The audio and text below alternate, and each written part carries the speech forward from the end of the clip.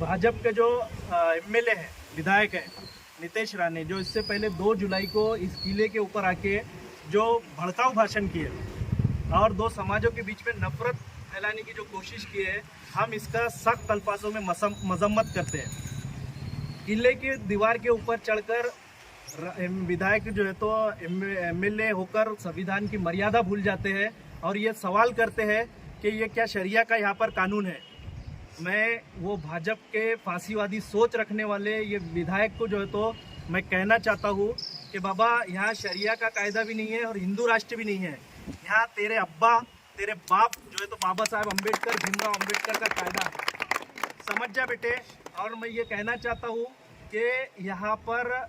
फूले शाहू अम्बेडकर की जो विचारधारा है, ये विचारधाराओं को नुकसान पहुँचाने का जो काम कर रहे हैं नितेश राणा एमएलए होकर, एक संविधान की कसम खाकर, ये एमएलए को हम जो है तो खुले अल्फाज में कहना चाहते हैं कि महाराष्ट्र राज्य के अंदर